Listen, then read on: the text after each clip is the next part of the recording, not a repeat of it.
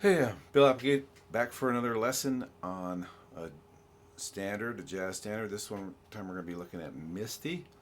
We're going to be looking at this as a solo guitar arrangement. So I've written out an arrangement for it that I want you to use just as a kind of an outline, okay? Feel free to stick in fills, other chord voices, experiment with other chord voices. So what I'm going to do is I'm going to play through it for you. It's an AABA form.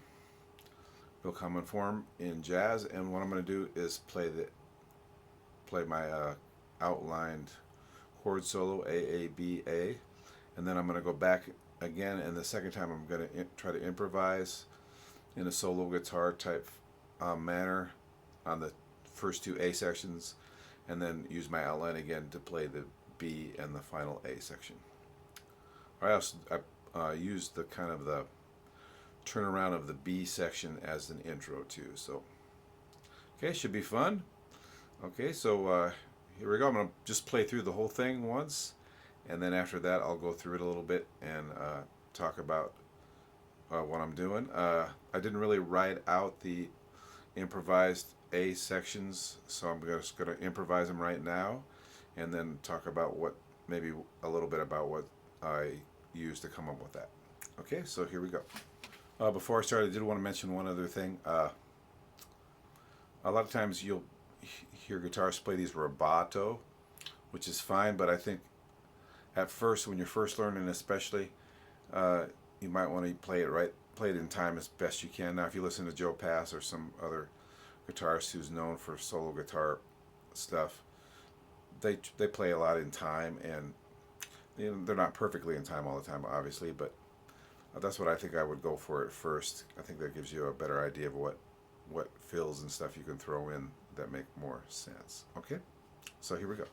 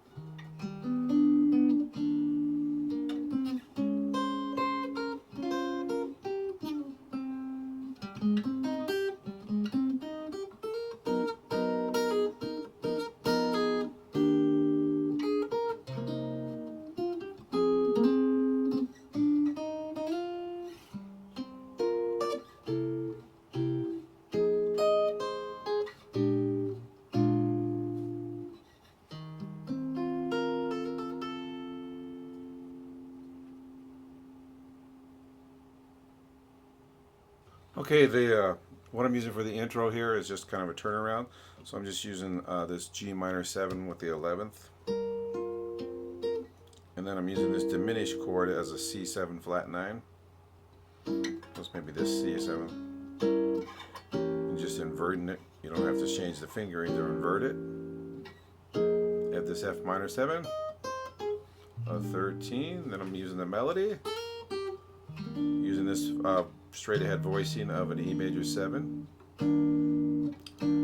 Other chords you can try here are using the triad that go with a D. So if it's a D chord, if it's a B flat, or a G, they give you different color tones there that can sound nice there. Since there's a whole 3 beats there, I do usually play a fill there. Then I go up to this, just this minor 7th chord with the 9, just like a 13th. You can go down here, or sometimes I'll just use this 7th chord. Use this kind of low voicing of an A flat major 7. A 1, 5, 7, 3. Usually do some kind of arpeggio on that. There's the melody. Okay, same thing I did here, but in A flat. Usually what I do here is 1, 2, 3. Okay. And if you want to, you can use those chordal chords. They're the same as this from the Impressions, but in E flat. So if you want to, you can even do it here.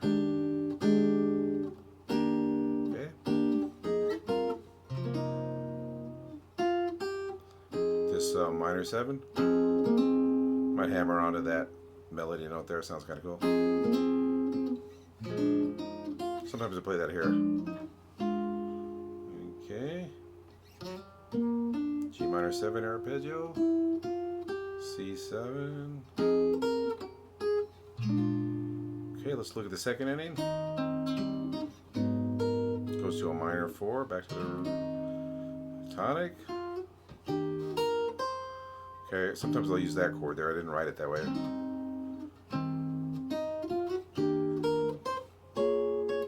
Is this the same old voicing here? Octaves down to the root, and then I do this kind of thing here where I have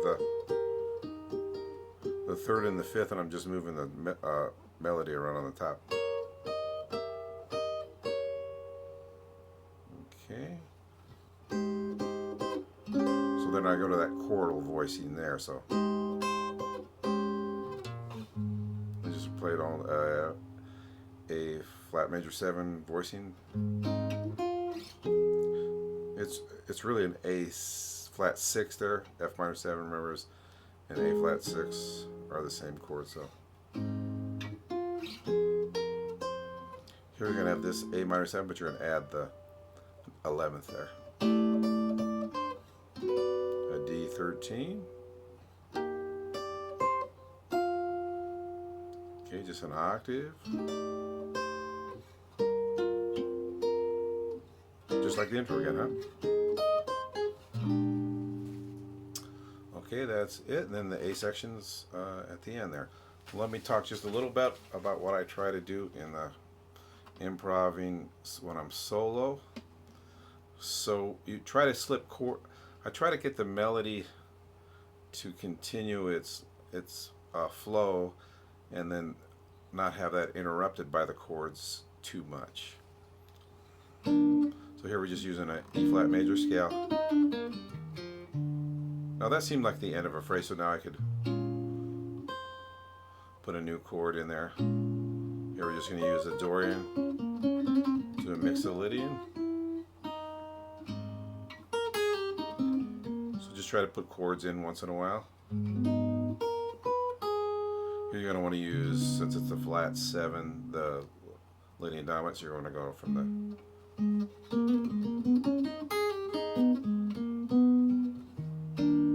okay, and this is all just E flat. 2, right? 2, 5.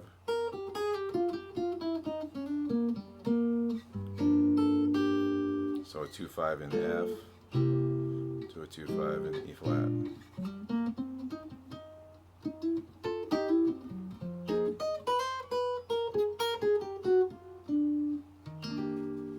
Okay, hopefully that'll give you some way to start kind of experimenting.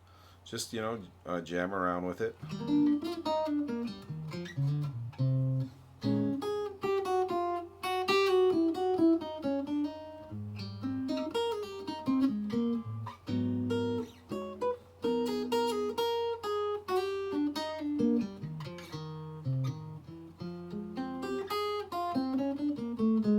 Try not to let the chords get in the way of the flow of your lines, I would say, I guess.